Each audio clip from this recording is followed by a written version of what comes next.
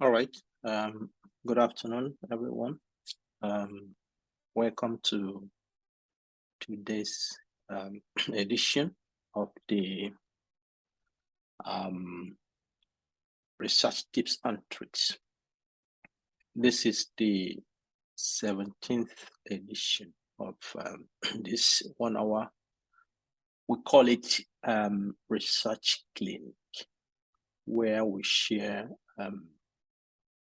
ideas and motivations that you can take forward to apply to make your research life better. I'm not sure what I would say easier, but at least better. Okay, so welcome. If you're joining us for the first time, my name is Nwaru, and I lead this platform. I have my colleague with me, Dr. Eman Sop. Eman, you're there? Yes, right. Yes, please. Hello, everyone. My name is Iman Sop. I am Associate Professor of Respiratory Medicine at Al-Azhar University, Cairo, Egypt. And I am Coordinator of Science and Communication of African Science Frontiers Initiative. So welcome, and it's my pleasure to be with you here. And happy Eid al-Adha for all my Muslim colleagues. Thanks, Brian. Thank you, Eman.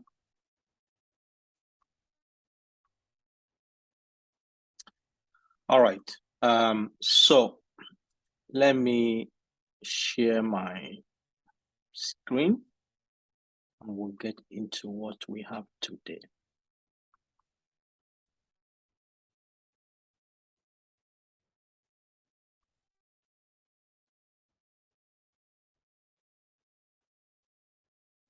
All right. So today's edition will be looking at the thesis process, thinking through a thesis. And I hope that this concerns really everyone. This concerns everyone who is here. In one way or the other, it should, as we go through today. But I have heard people say that in my academic journey, the aspect I don't really like is the thesis. All right. I don't know if you feel the same. The aspect that I don't really like is the thesis. I wish I could just do it without the thesis. Does someone feel like that? If you have felt like that, that is the usual feeling. But this afternoon, I want to assure you that if you go through an academic program whereby you are presented with the option to write a thesis, it's actually a good thing. All right. I know that not all programs end up having a thesis as part of their requirement. All right. But if you have one, it is a good thing. And there are some things you need. You need patience. You need understanding. You need to understand the purpose. You need to understand the motivation for it. You need to understand the structure. And I hope that after this session this afternoon, you will have additional motivation if you are still between making up your mind. All right. Okay. So let's get into that. I will send you out as usual. I don't like just talking myself. I would like you to make some input as well. So I will send you out for 10 minutes. And when you come, I need you to appoint somebody in your group as you go out. And when you come back, I would like the person to use 1 minute, not more than that, 1 minute to answer the questions you find on the screen. Which of these have you done before? Written a thesis or a research project? Which one have you done before? What are the differences between the two?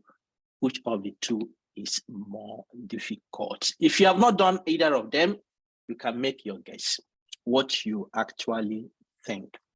So I'm going to break us into 3 groups automatically. I will do it automatically, so it is not it's random selection. So please join the group where you find yourself. 10 minutes, I will call you back, and then we can answer those questions and look at some of the things I will provide for you. So answer those questions and come back in 10 minutes, right? So see you on the other side.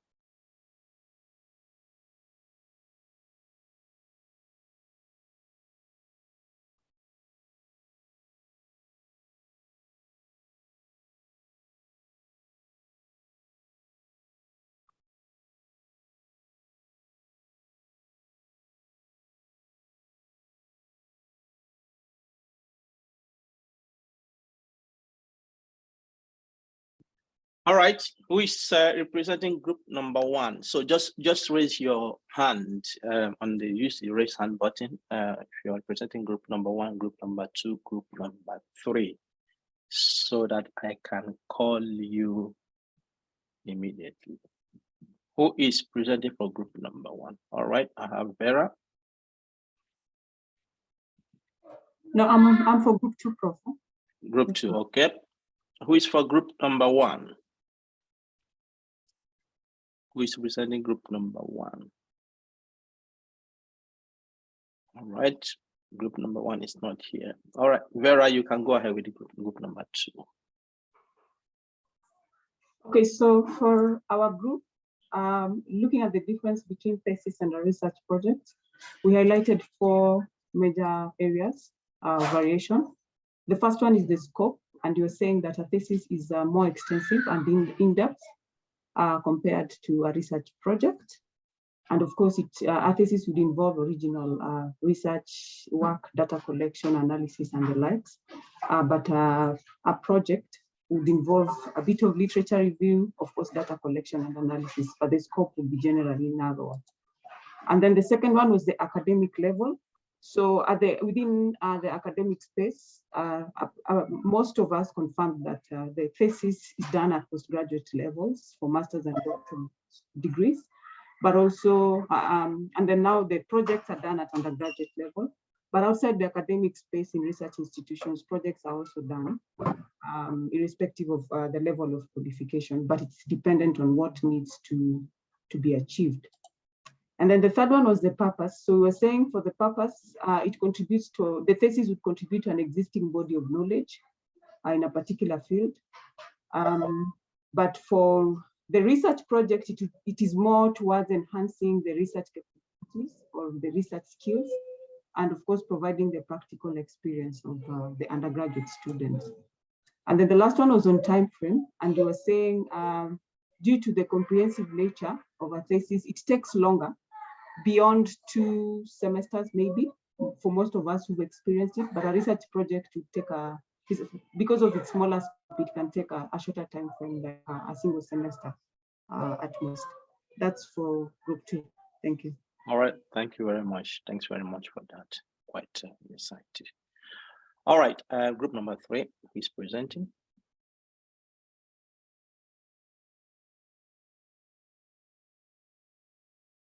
Okay, it seems also no representative for group number 3.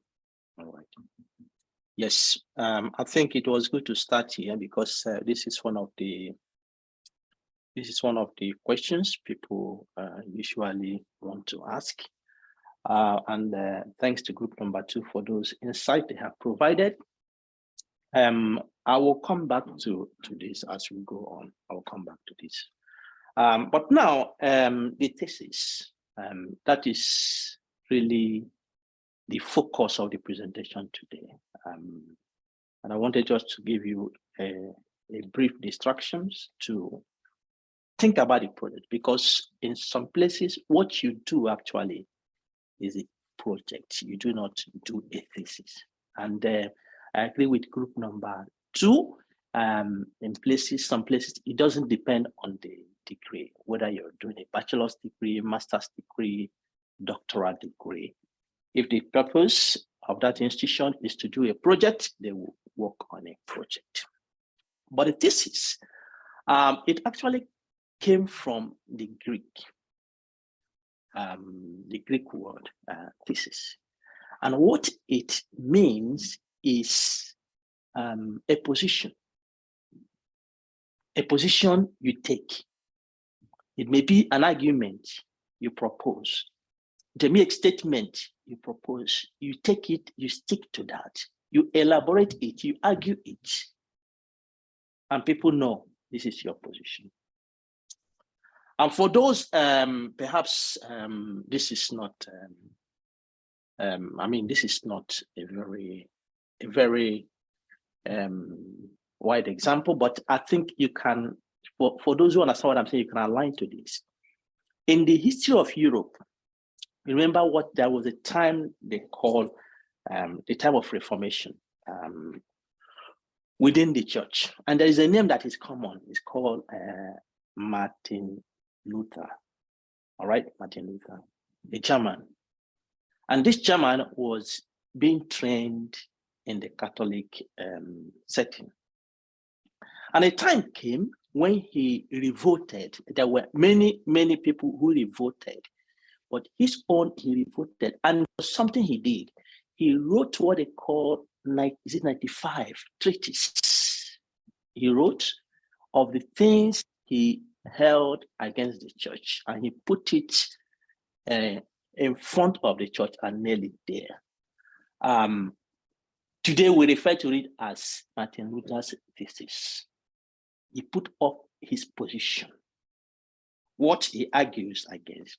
And he will say, if you think what I've written is not true, then we need to argue that, then debate it. Okay? So the thesis is an intellectual proposition. It's an argument you make of your position. It's a scholarly analysis. It's a storyline. It's a critical presentation you make. All right? And so it is classified at that level. And if you're running any degree, and by the way, the thesis can be written at each level of the degrees. We have bachelor's, we have master's, doctoral. At each level, each level of degree you're pursuing, the thesis is actually the highest academic property you can own. All right? So it is very important. And in terms of terminology, in some setting you have the dissertation. Some places they call dissertation. All right? Dissertation actually comes from the Latin, and what it means is discussion. It means discussion. And that discussion encroaches into the aspect of argumentation you make. All right? But the thesis is more encompassing. It's more encompassing because when you write a thesis, it is not only a discussion you make. There is a section for discussion, but there are other parts that build one after the other. So this thesis becomes a systematic approach, that integrates different levels of intellectual prowess you present. And that is why when you write a thesis, in the end you submit, they will say it in fulfillment of this degree, you have met the criteria. Okay. In some places, the citation is used to differentiate different levels. For instance, in the US, the bachelor's and master's degrees theses are called thesis. For doctoral level, it is called dissertation. In most UK institutions, it's the other way around. You have the bachelor's, master's called dissertation, and the PhD is called thesis. But in some other places, it doesn't matter. If you call dissertation, it means thesis. If you call thesis, it means dissertation. It can be used interchangeably. That is not an issue, actually. And don't make it an issue. Don't make it an issue. What we actually are interested in is what you are bringing forward. Sometimes we can argue that it becomes a distraction. It doesn't really matter, just to highlight that. Yeah, now the thesis and the project. The very easiest way I can differentiate this is that when we talk about project in the academic setting, is actually pointing to something you create, a product you create, a solution you create to solve a problem. All right. For those who are following the course we have been running, a time came when we tried to differentiate basic and applied research. All right. The project aligns closer to applied research. The project you do, practical project you do to solve problems, to solve issues. While the thesis is a capstone for an advanced degree, more basic research oriented, more theoretical underpinning that actually elaborate the scientific process of developing ideas, pursuing the ideas, collecting data to answer your question, while the project aligns closer to practical solutions you provide to solve problems that are existing. Yes, this is actually the way we frame it.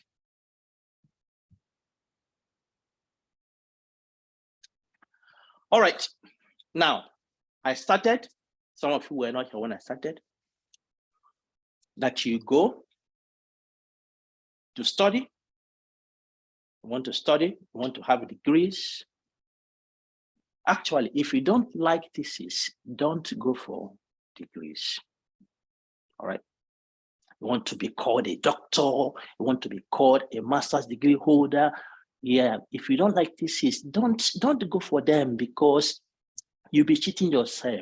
A friend of mine, I was discussing with some time ago, and he was telling me, do you know that academia has become a waste for many people? They just mess up the whole process. So people go and study, but they don't really go and get what is required.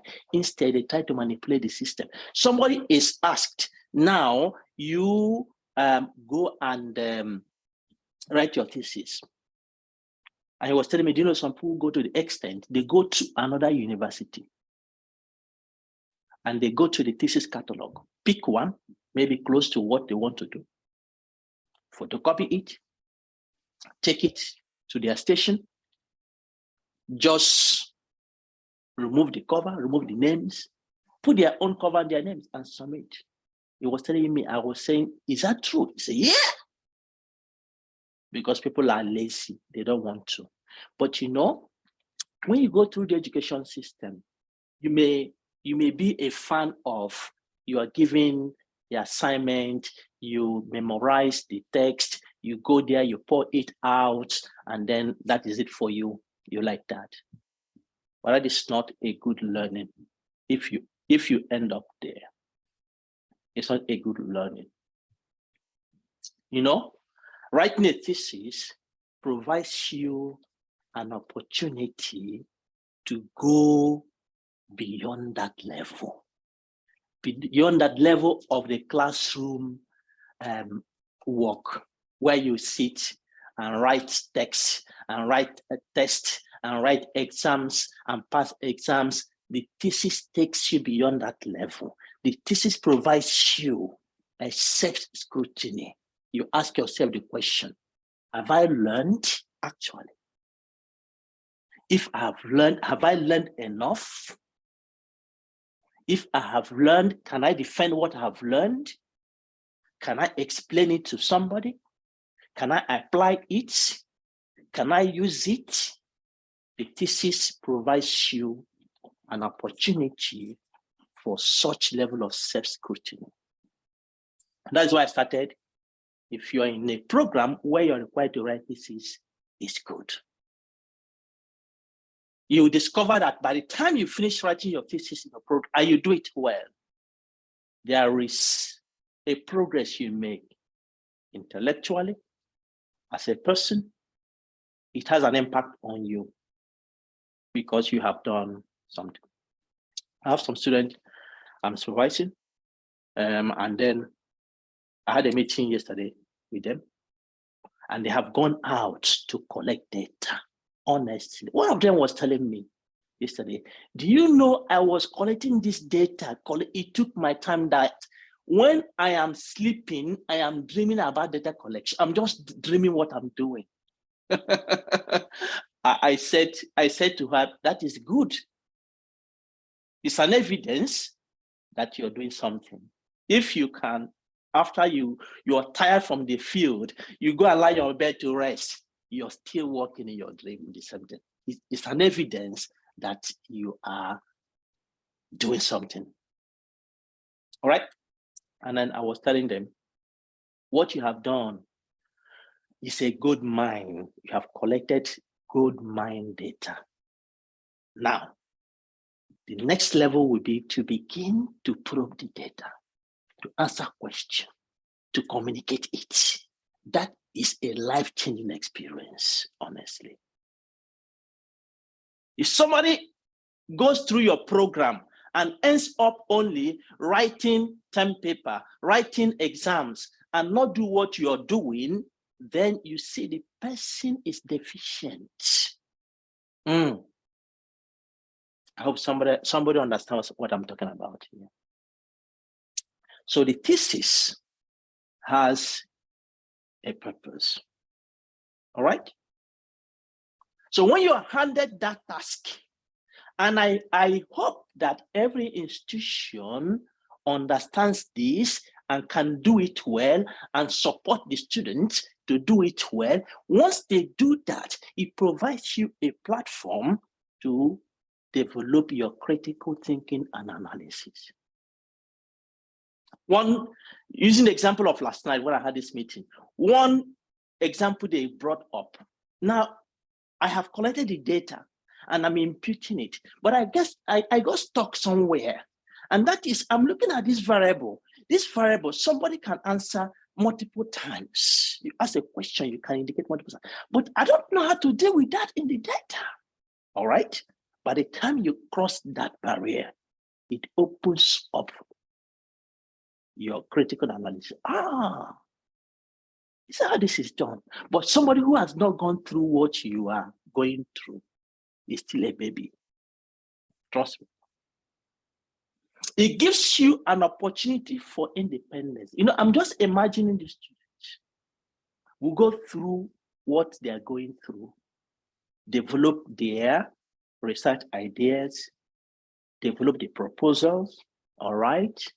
Develop the ethic application documents, get their approval, go to the field, assemble researchers who will help them to collect data, and then collect this data, impute it, develop questions to answer from the data, analyze the data, write their results, publish it. Oh, next time they can do it to a very large extent without a supervisor.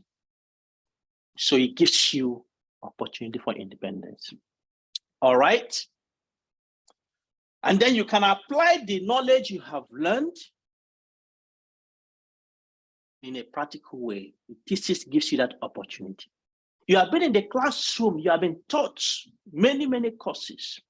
The thesis gives you that opportunity to apply all the knowledge you have accumulated over years, over months, in practical ways that are important. And then you write this body of evidence. What it does is, because you set out to answer specific questions, it adds to what we know. And it helps. Sometimes your thesis can go to a point where it begins to uncover some of the things we don't know. And if you have been following these tips and tricks, one of the editions will talk about ignorance as one of the beauty of science. Ignorance. So by the time you do this thesis, you went out to answer a question, but you come out saying, well, I don't even know whether I've answered it. All right. So one of the products of the scientific activity is that you go out to answer a question, but you end up asking more questions. So the product of the scientific activity becomes questions, questions, questions. One of my friends when he calls me, he said, Bright, when will you finish your research? And I will say, I don't know. Because the more I look, the less I see. All right. The thesis provides you opportunity to be creative. I like creativity. I like it. I like it. It provides opportunity to be creative. You know, you take your data, you can ask different questions. You can analyze, you can manipulate the data in different ways to make a beautiful story. Innovativeness, scholarship. The point I'm making here is many times people go to write a thesis without actually knowing the purpose for what they're doing. That is a requirement. Let's just do it. And that is why somebody can go and cheat the process. But eventually, you are cheating yourself because you can't cheat the process. All right? I hope I'm trying to convince you that the thesis exercise is actually a beautiful thing to engage in. It's a beautiful thing. And if you do it well, you know, there is joy coming from it. I had this student, a medical student, about I think this is, about 3 years ago. 3 years ago, he wrote his thesis in 2020, and he finished in the autumn 2020. And when he was coming to do the thesis with me, I told him one thing, that I don't supervise students who would not want to publish their work. I see it as a waste of time, actually. So if you have the motivation that when you submit your thesis, we can work on this and produce a paper. He was so excited about that. He said, yeah. And I tell you, eventually, after he defended his medical degree, eventually became my PhD student. So he's working with me now as a PhD student. And now what has happened is this, and that is a beautiful side. I was speaking with him last week, and I was asking him, how do you feel now? How do you feel with what we started in 2020?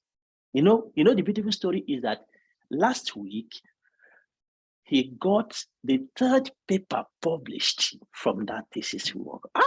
He said, I couldn't even dream about this. And these papers are published in very, very important journals. All right? That will make impact. He said, I couldn't dream about it.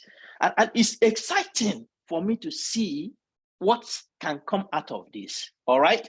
So the point I'm making here is that there is also a joy you derive from engaging in this scientific exercise of trying to produce knowledge. He has published. And this is not part of his PhD. It's just a product of his medical degree. And all the students I have supervised, not all, there were a few, very minority of them, but most of them I have guided them to produce a scientific paper from their thesis. This one was exceptional because he produced three. Which is fantastic. And when you write and you publish, there is joy that comes from it. And I tell you, I can see him develop, and it's exciting to see how he has moved from not knowing what to do to become one. I ask him, go and do this. And I leave him to struggle it out, and he will navigate his way. That is what a thesis can do for you. So be excited. Be of great joy if you are in a place where you can produce this activity. And be excited, be of good cheer as well, if you are in the position to guide students to do it. And what I want to change your perspective today is that as a supervisor, it should be an exercise you should do excitedly, not bossy. Yeah, there are those who are bossy, but to help the students to produce that knowledge, to gain those skills. Because the thesis gives you opportunity to demonstrate critical thinking analysis, independence, ability to apply the acquired knowledge, contribute to the body of knowledge, gives you opportunity to be creative. For instance, this student, when it came to presenting the data, results, and I was asking him, now you have put it this way, can we do it another way? Take a time to think about it. Can we use figure? Can we graphics? And then he started thinking, I think so. All right. And we sit together, we plan it, we map it out, and we can come out with a beautiful graphic that can represent what he has done. All right, so ultimately, the thesis will give you room to move from theory to application, or from theory to practice, meaning that what you have learned in many years, you can begin to demonstrate skills. You can begin, because those things you are learning even in classrooms are based on discoveries people have made. And you can enter that landscape yourself to begin to make discoveries, begin to apply, begin to question, begin to think. And so it helps you to demonstrate that you have learned enough for that level you are. All right. Let's do it well. Supervisors, if we do it well, you will produce fantastic students. You will be happy with what you see. All right. All credits to you. All credit to you. If you do it well, you'll be happy. Yeah. There are different expectations. Okay. Skills you are expected to have when you do a thesis at this different level. At the bachelor's and master's level, the master's is around intermediate, but the bachelor's level, you are expected to have basic research skills. You can read and understand what a piece of research is talking about. You can go into developing a topic, proposing your research topic, searching information that will help you to analyze that topic and put it into perspective, choosing your sources rightly. Can this particular reference support my work? Is it relevant to what I'm doing? All right. Annotate your bibliographies, your references. Know how to use the different referencing styles that are required. in your field or on your topic. All right, so those basic skills are required. And then the master's degree thesis will help you to now take those to a higher level. Now, when you move away from the master's level and you go to the doctorate, now you are expected to develop advanced research skills. All right, using data, analyzing data, working with ethics, understanding what is not good ethical research, managing and organizing information, writing proposals, and so on and so forth. So at the doctoral level, you are expected now in the thesis process to develop an advanced research skills. At the academic environment, there are two main types of thesis. And the third one may be a merge of these two. All right, a merge of these two. Some thesis, some institutions use article-based thesis. So you write your thesis and then you publish the papers. You publish 3 papers, you publish 4 papers, and you meet the requirements. All right. In some places, it's monograph. So you have the book-like this thing you produce. And then you put it in place and then you submit. In some other places, you have a bit of the two. You have published the articles, then you put it into a monograph as well. And in the monograph, you make a summary of what your work has been, and then you couple the articles with a summary and then submit. All right, so the thesis can come in these ways. All right, the thesis process, you start with the topic, you gather the data, you review literature, put your data together, and then you analyze, you write, and so on and so forth. It can be a cyclic way. This is very simplistic, but it works like that. So starting with a topic, designing your study, collecting the data, analyzing the data, making sense of the data, telling the story, analyzing data, telling the story from the data, and then you start writing. All right. Now, the thesis structure. The thesis structure. What is here is that it varies. You can't take a thesis structure and you use it in any place. All right? Use it in any place. It can vary from institution to institution. So within a particular country, it can vary from one institution to institution. Within an institution, it can vary from department to department. All right?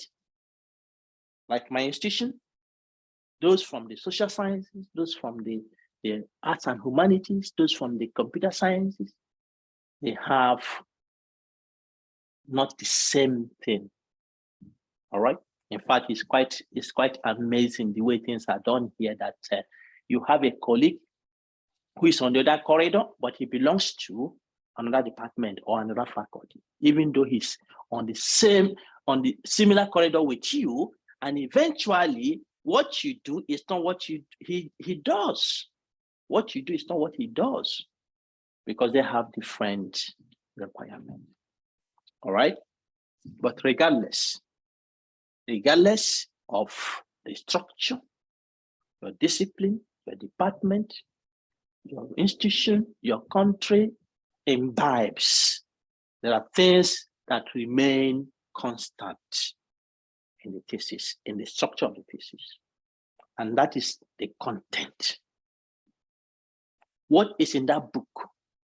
Regardless of where they are placed, regardless of how they are arranged, regardless of the structure, a thesis book or a thesis document sets out to address, and we want to know in the write-up what was done. What was done? What question did you answer? All right. Why did you do it? Why was it done? What is your motivation? Why is it important? Why should we take it serious? What problem is it going to solve? What is it going to contribute to knowledge, to society, to anything at all? So why was it done? And of course, the important part is how was it done? How it was done, is that the best way it can be done? Is it the applicable approach to do it? Can it be done another way better? How was it done? And then what were the results? What did you find? So you set out with a problem, you want to answer a question. Did you answer that question? What did you find from what you have done? And if you have found something, what does it mean? Is it important really what you have found? Is it just rubbish? Or, and why are the results important? Why are the results important? How can we use them? Can it change things? Can it make any impact? So the point here is that there are variations of structures, and regardless of the structure you are using, these things need to be in the content of your thesis. All right. I'm hearing some complaints there. You don't know. So now let me go through it again. Article-based thesis is that somebody is writing the thesis, and then they say, okay, to have your degree, we need you to write and publish 3 papers, 1 paper, 2 papers. And somebody sits down, collect the data and write. And send the first paper and publishes it. Send the second one, publishes it. Send the third one, publishes it. And then the person takes the papers and go to the faculty, maybe write a short report. I have finished, I've met my criteria, my 3 papers are published. Now I need my degree, and that qualifies you to have your degree. But monograph, and I think in most places in Africa, people write monograph. So it's a thesis book, all right? It's a thesis book where you write the same thing you have in the papers, but you write it in this kind of book. You have chapter 1, you have chapter 2, you have chapter 3, and so on and so forth. And once you finish that, you go and submit. I hope it's clear. It's as simple as that. All right, so now these are common structures. The things I have explained here now can be found in here. So the abstract is a short summary that sums up the research. All right, summarizes what you have done, summarizes this every aspect. Short summary, that is what abstract does. Then you have the introduction of the thesis. Introduction provides the background information and put your research into context and clarify the focus of the study, why you're doing it. Why did you set out to do the work? All right, why did you set out to do the work? And then literature review. In literature review, you want to provide state of the art. Our next tips and tricks is how to undertake an effective literature review. So I wouldn't go deep into that. But if you want to hear how you can make your literature review enriching for you, join us in the next one. But the literature review sets your research in context of the extant literature, what has been done in the field up to this point. Your research sets, literature review sets your research into context. The methodology is a detailed presentation of how you actually went about to answer your question. And then you have the result section, you have the discussion, you have the conclusions, you have the implication for research, implication for practice, and put your research in into context and give a direction where you want us to go from there. Yeah, I don't know if I've said less or I've said more. I've confused you or made it clearer for you. This is what it is about. All right, to produce knowledge, to develop your skills, and make actually academia exciting. All right, our time is almost up, but next edition we are going to take a section of the thesis, the literature review. This is a section where most people have problems. Well, I don't know if it's simple for anyone here, the literature review, but there's a way you can do it and do it well and do it profitably, and that is on July 28th. So please join us on that day to deal with this issue. And in future editions, we'll have more to come on the tips and tricks. So please keep joining us. Our seminar series continue in July, and in July we'll be starting the series around research funding in Africa. Research funding in Africa. I will come back to that in a bit. Yeah. So we are in the next edition. We have colleagues.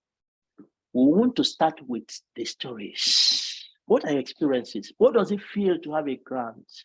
Some people have gone through the process, struggle over the years, apply, and then finally they come up to a point where they now receive the grant. They receive that letter that says, congratulations. How does it feel? What does it do to your career? What does it do to your research? What impact does it have? Come and hear the story. And within the SFI network, we have people who have gone through our training and have eventually succeeded. We also want to hear from them. So please join us on the 30th of July to look at what is happening.